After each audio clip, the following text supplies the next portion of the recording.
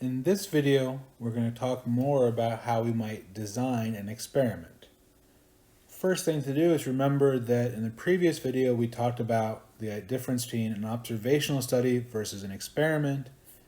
Observational study, you collect data without trying to interfere with what's going on in the situation, whereas in an experiment, the key difference is you are going to apply some kind of a treatment and try to see what happens as a result of that. And there could be, a single treatment that you're going to give, and then the other people you don't give any treatment to, or you could have various treatments. Say you're trying a new drug, and one person you give a small dose to, another person you give a medium dose to, another person you give a large dose to, and then the last person you give none. So you can have more than one treatment option, but the fact that you are doing some sort of treatment to try to change the outcome, that's what makes it an experiment.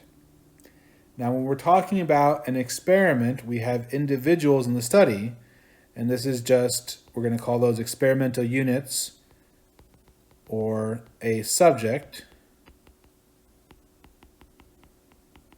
We usually only use the word subject when it's talking about a human as part of our experiment rather than something else.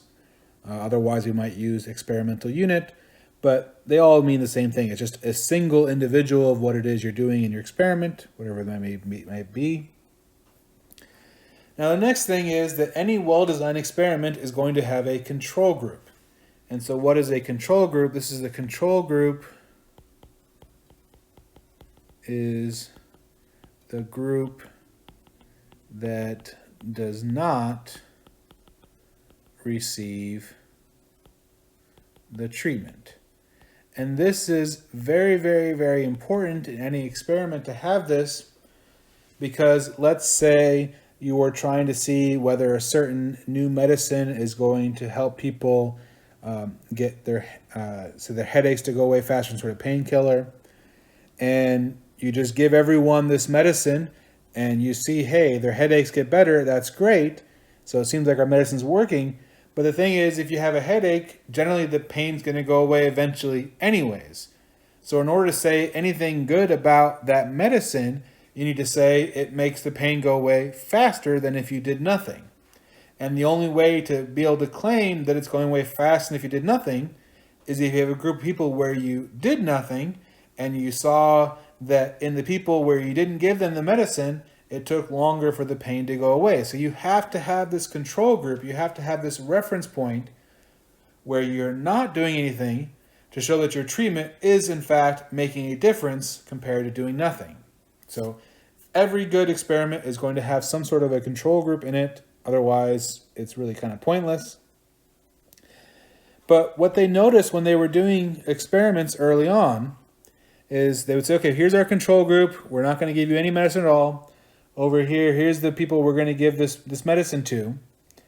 And it turned out that just thinking that you were getting a medicine, just believing that you were given a treatment that's supposed to help you, that actually did help. Whether they were actually giving medicine or not, some symptoms, some negative things would actually improve just because they thought they were getting this medicine. And we call that the placebo effect. So the placebo effect,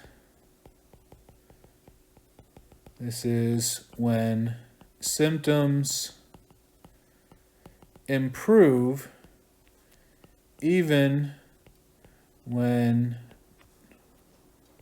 not receiving the treatment, but believing they did. And this is a real thing. You can read up about it. And so we'd like to try to account for that in our studies so that we know whether they're getting better because the medicine's actually doing something versus they're getting better just because they think the medicine is doing something.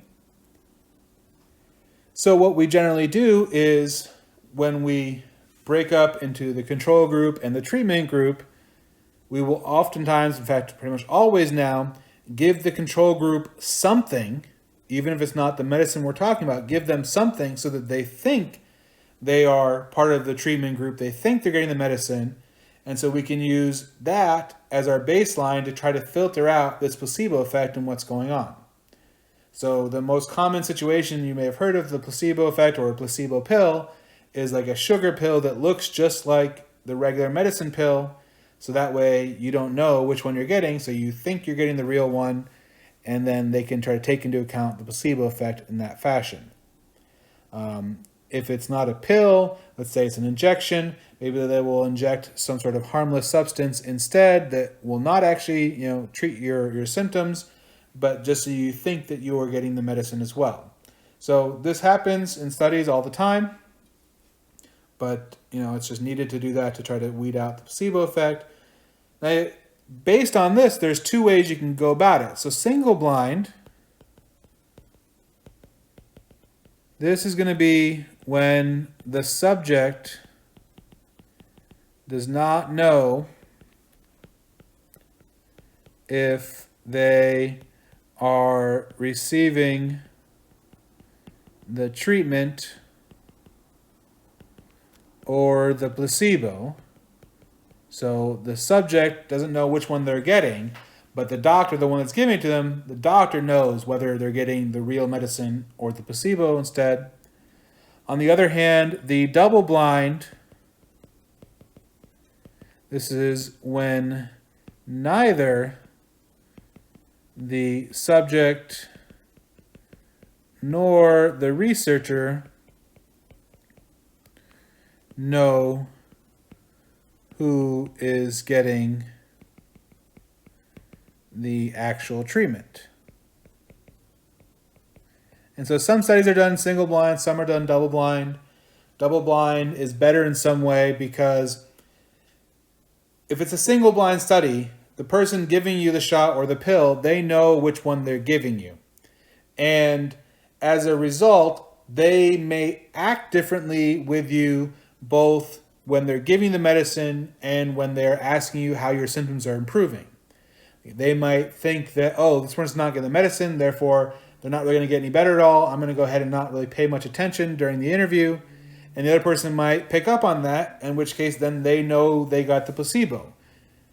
So in order to try to eliminate any different behavior, we have a double-blind experiment, in which case both the person giving the medicine and the person receiving the medicine don't know which one it is, and that way they will act no different with any individual because they don't know if they have the real medicine or not. So double-blind is better, but then you need to have someone above them in order to keep track of which people are actually doing it, because at the end of the study, you need to know who took the real medicine, who didn't. So you need to have someone above, maybe the head person figuring out, who is in which group so they can look at the results at the end. Now the last thing for this video is called completely randomized design versus matched pairs design versus randomized block design. So here's the idea. You've got 100 people. You're going to give 50 of them the medicine and 50 of them the placebo. You need to decide how to just, give 50 and 50. So completely randomized design. Completely randomized design. This is when you randomly choose who gets the treatment and who doesn't. So you just take all 100 people, each one, you flip a coin essentially, say you get the treatment, you don't get the treatment, and you randomly decide for the whole group, and that's a completely randomized design. However, there are definitely times where you'd much prefer a matched pairs design. And what is that? So a matched pairs design, this is when you group up all subjects into pairs with similar characteristics of some kind.